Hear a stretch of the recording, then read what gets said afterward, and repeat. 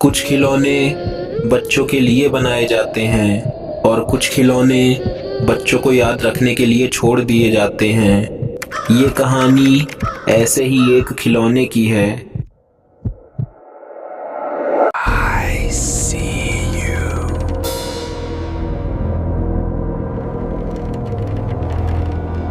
राहुल अपने पिता की मौत के बाद पहली बार उस पुराने घर में लौटा था।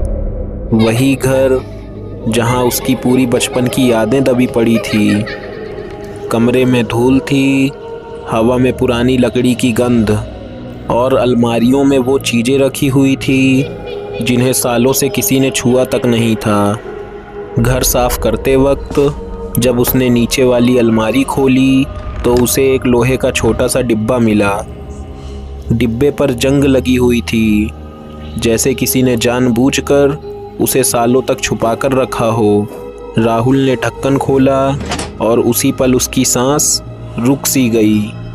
अंदर एक खिलौना पड़ा था, नीली जैकेट, सिर पर लाल टोपी और दोनों हाथों में छोटे छोटे पीतल के झांझ। उसे देखते ही राहुल को याद आ गया, ये वही बंदर था जिसे उसने आखिरी बार 25 साल पहले देखा था। राहुल तब सिर्फ 8 साल का था जब उसके पिता ये बंदर घर लाए थे। पिता ने हंसते हुए कहा था, पुरानी दुकान से मिला है, अच्छा लगेगा तुझे। लेकिन उस रात राहुल को पहली बार समझ आया कि हर खिलौना खेलने के लिए नहीं होता। आधी रात को जब पूरा घर सो रहा था, राहुल ने अपने कमरे में एक आवाज़ सुनी। उसने आंखें खोली और देखा कि वो बंदर जो अलमारी के ऊपर रखा था अपने हाथ खुद ब खुद हिला रहा था। सुबह तक सब कुछ सामान्य हो गया, लेकिन उसी दिन पड़ोस की एक आंटी सीढ़ियों से गिरकर मर गई। समय बीतता गया, लेकिन राहुल के पिता ने एक बात नोटिस कर ली थी।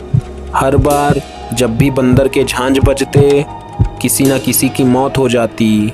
कभी किसी दुर्घटना में, कभी अचानक बीमारी से और कभी बिना किसी वजह के। बंदर किसी को सीधे नहीं मारता था, वो बस समय बता देता था। ये सब के चलते राहुल के पिता ने एक नियम बना लिया था। अगर कभी बंदर ताली बजाए तो उसी लम्हे घर छोड़ देना। लेकिन एक रात उस नियम को तोड़ना पड़ा। राहुल की माँ बहुत ज़्यादा बीमार थी और बाहर मूसलाधार बारिश हो रही थी। उसी रात वो बंदर फिर बजने लगा। राहुल के पिता ने उस बंदर को अलमारी में बंद कर दिया और खुद घर से बाहर निकल गए। सुबह जब राहुल उठा तो उसकी माँ जिंदा थी, लेकिन उसके पिता रेलवे ट्रैक के पास मरे मिले। वहाँ के लोगों ने कहा राहुल के पिता ने आत्महत्या की है, लेकिन राहुल जानता था ये आत्महत्या नहीं थी।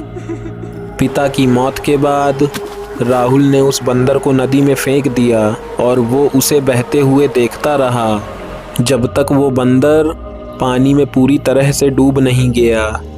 राहुल ने सोचा अब सब खत्म हो गया, लेकिन कुछ चीज़ें कभी खत्म नहीं होती। 25 साल बाद आज वही बंदर फिर उसके सामने था। वही डिब्बा, वही गंध और वही झांझ। राहुल ने जैसे ही हाथ बढ़ाया, एक झांझ हल्का सा हिला। उसी पल राहुल का फ़ोन बजा। दूसरी तरफ उसकी पत्नी रो रही थी। वो बोली, स्कूल में हादसा हो गया और हमारा बेटा। उसके इतना बोलते ही कॉल कट गई। राहुल घबरा गया और वो सीधा अस्पताल पहुंचा। वहां पहुंचकर राहुल ने देखा उसका बेटा जिंदा था, बस हल्की सी चोट थी। डॉक्टर ने कहा किस्मत अच्छी थी, लेकिन राहुल समझ गया ये आखिरी चेतावनी थी। वो पुराने कागजों में खोजने लगा, खरीद का बिल और पुराने पते जहाँ से ये बंदर आया था, और उसे एक नाम मिला, नाथूलाल, खिलौनों की मरम्मत करने वाला। नाथूलाल अंधा था, लेकिन बंदर की आवाज़ पहचान लेता था। उसने सिर्फ इतना कहा, ये खिलौना नहीं है, ये कर्ज है।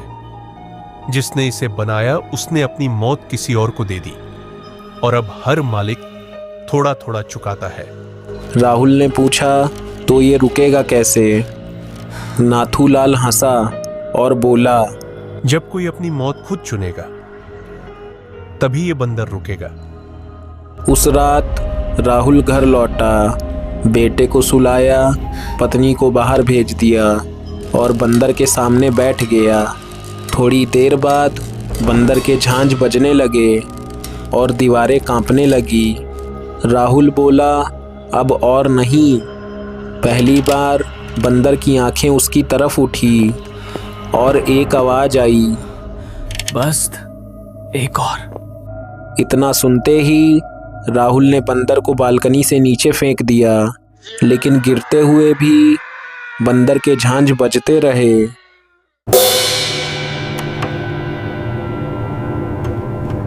सुबह राहुल की लाश नीचे मिली और डॉक्टरों ने बताया दिल का दौरा पड़ा था।